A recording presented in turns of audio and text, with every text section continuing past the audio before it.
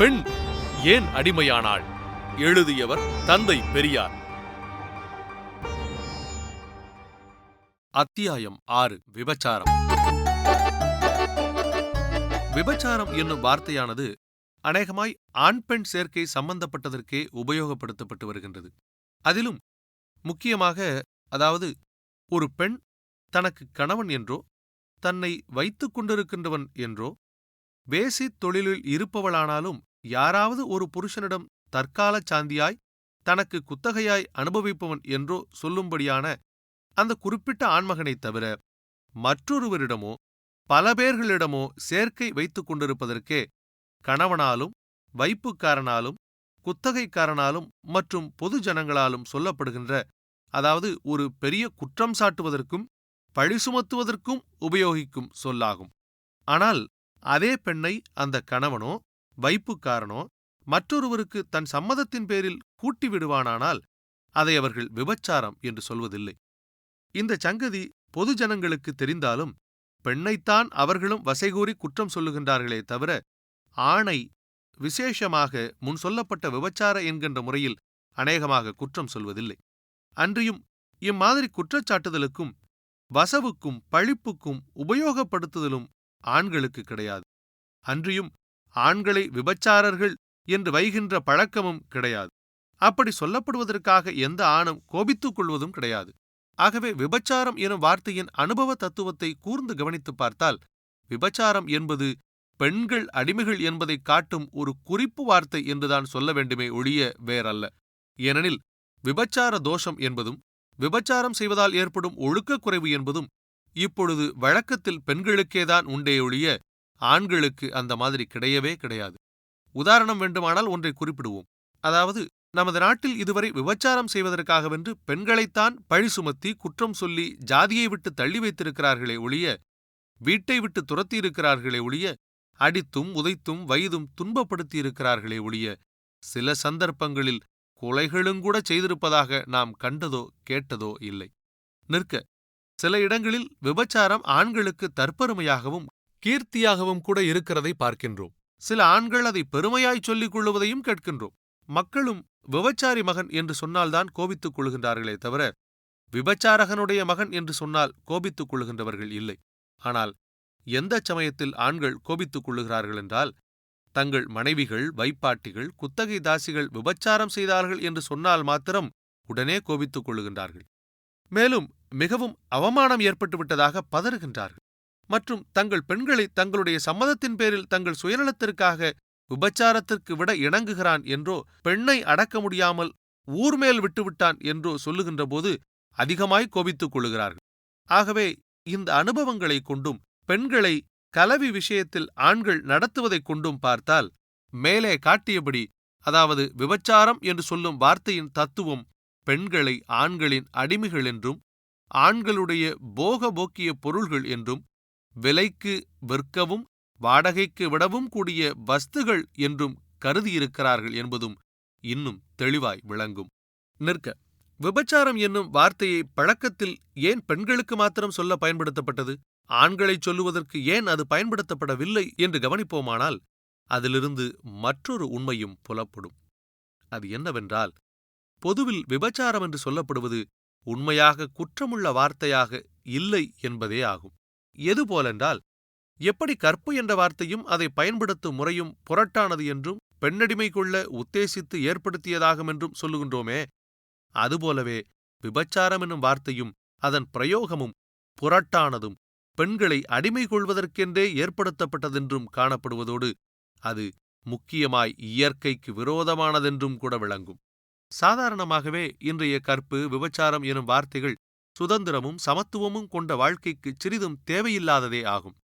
ஜீவ சுபாவங்களுக்கு இவ்விரண்டு வார்த்தைகளும் சிறிதும் பொருத்தமற்றதேயாகும். வாழ்க்கை ஒப்பந்த நிபந்தனைகளுக்கு மாத்திரம் தேவையுடையதாக இருக்கலாம்.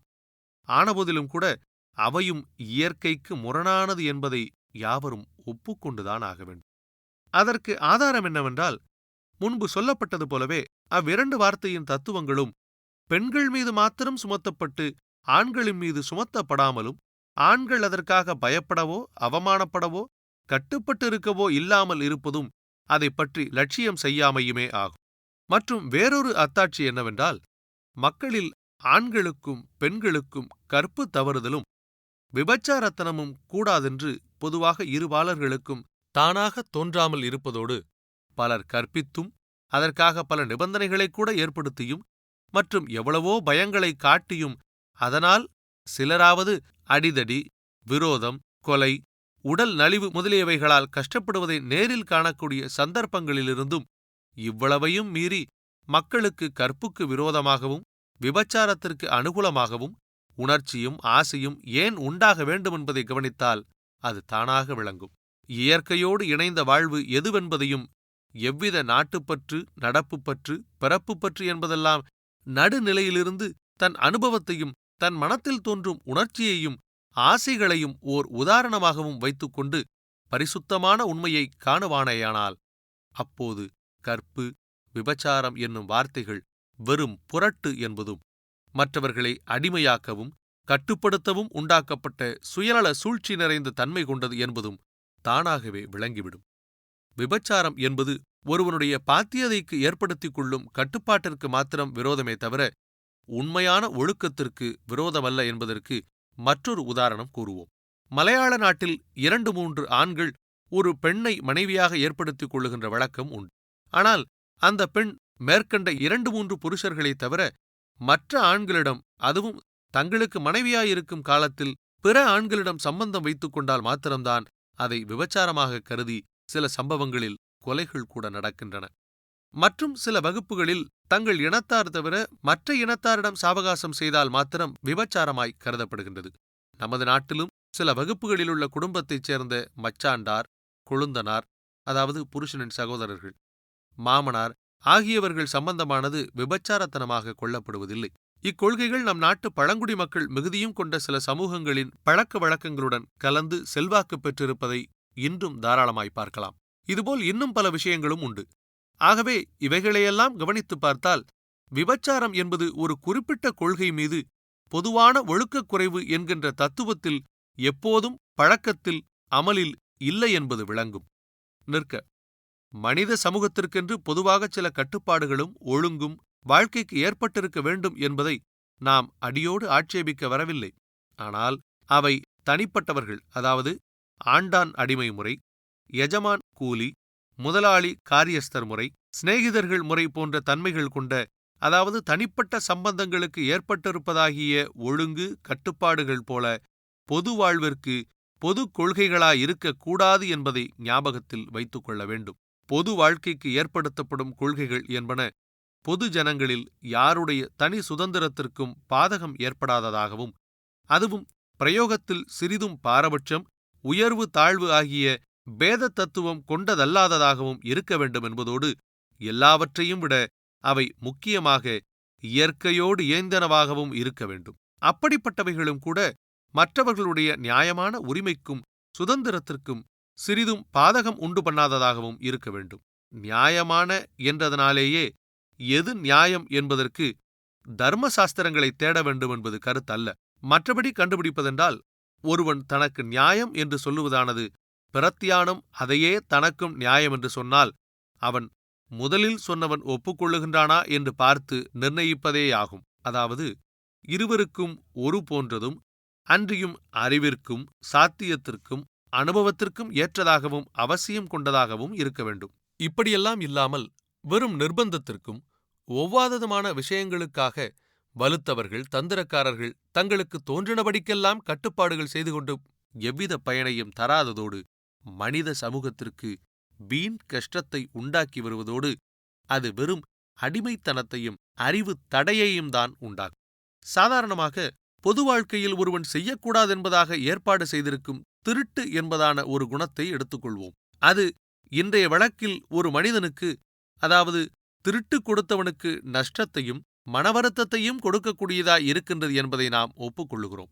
ஏனெனில் நமது சொத்தை ஒருவன் திருடினால் நமக்கு அப்படித்தான் இருக்கும். ஆனால் அதனால் அந்த நஷ்டமும் சங்கடமும் எதனால் ஏற்படுகின்றது என்று பார்ப்போமானால், திருட்டு கொடுத்தவன் திருட்டுப்போன சொத்தை தன்னுடையதென்றும் அது தனக்கே சொந்தமானதென்றும் எண்ணியிருப்பதால் உலகில் பொருளியல் சமத்துவம் ஏற்படுகின்ற வரை திருட்டு என்னும் குணமானது குற்றமாகத்தான் பாவிக்கப்படும்.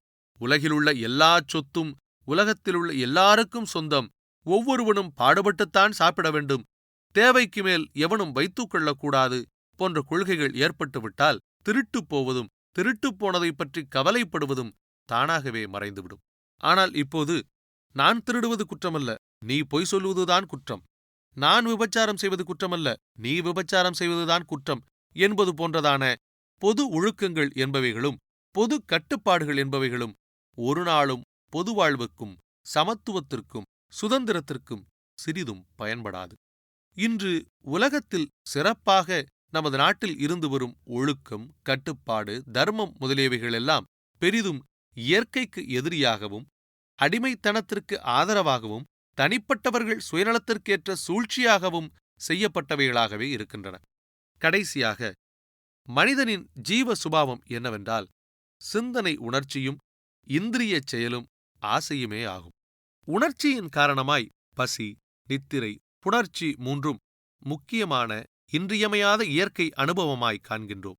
இந்திரியங்களின் காரணமாய் பஞ்சேந்திரியங்களில், அதாவது மெய், வாய், கண், மூக்கு, செவி ஆகியவைகளின் செயல்களையும் முக்கியமான இன்றியமையாத இயற்கை அனுபவமாய் காண்கின்றோம். ஆகவே மனிதனது பொது சிந்தனை உணர்ச்சியும் இந்திரிய செயலும் அவனுக்கு ஆசையை உண்டாக்கிக் கொண்டே இருக்கின்றன. ஆசையின் தன்மையால் எதையும் ஆசைப்படுவதும் அது அநேகமாய் அளவுக்கடங்காமல் மேலும் மேலும் போய்க் கொண்டிருப்பதும் சுபாவமாகவே இருக்கின்றதை பார்க்கின்றோம். ஆகவே உணர்ச்சியும் இந்திரிய செயலும் ஆசையும் மனிதனால் சுலபத்தில் கட்டுப்படுத்தக்கூடியவை அல்ல. யாராலாவது கட்டுப்படுத்தப்பட்டு விட்டது என்றால் அப்படிப்பட்டவரை பற்றி நாம் இங்கு பேச வரவில்லை. அவர்கள் பல லட்சத்திற்கு ஒருவர் இருப்பார்களோ என்னவோ. எனவே அந்த படிக்கில்லாத சாதாரண மனித ஜீவனின் உணர்ச்சியையும் இந்திரிய செயலையும் ஆசையையும் கட்டுப்படுத்தும்படியானதான கொள்கைகளை, ஒழுக்கங்களை, கட்டுப்பாடுகளை ஏற்படுத்தினால் அது செலாவணியாகுமா? செலாவணியாவதாயிருந்தாலும் அதற்கு என்ன அவசியம் என்பன போன்றவைகளை கவனிக்க வேண்டாமா என்றுதான் கேட்கின்றோம். பொய் சொல்லக்கூடாது என்று வாயால் சொல்லிவிடுகின்றோம். பொய் சொல்லுவதையும் ஒழுக்கக் குறைவென்று சொல்லிவிடுகின்றோம். ஆனால் தொழில்முறைக்காக பொய்யை அவசியமாக வைத்து அதனால் பிறருக்கு கஷ்டத்தையும் நஷ்டத்தையும் கொடுத்து வரும் வக்கீல்களையும் வியாபாரிகளையும் மனித சமூகத்தில் எவ்வித இழிவுமின்றி ஏற்றுக்கொண்டிருக்கின்றோம். அத்தொழிலில் சம்பாதித்த செல்வத்தைக் கொண்டும் பெருமையைக் கொண்டும் அம்மக்களை கௌரவமாகவே மதிக்கின்றோம். ஆனால் அதுபோலவே நடக்கும் மற்றொரு தொழிற்காரரை, உதாரணமாக தேவதாசிகள் போன்றவர்களை இழிவாக கருதுகின்றோம்.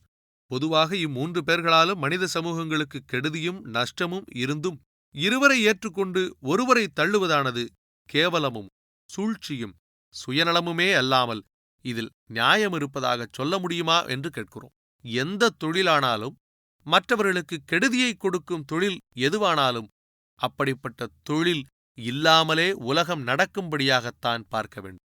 இப்படிப்பட்ட விஷயத்தில் மாத்திரம் வேண்டுமானால் இயற்கையை மாற்றி கட்டுப்பாடுகளை ஏற்படுத்துவது அவசியமாகலாம். அப்படிக்கில்லாமல் ஒருவருக்கு ஒரு விதம் என்பதாக மாற்றுவது பயன்படாததாகவே முடியும்.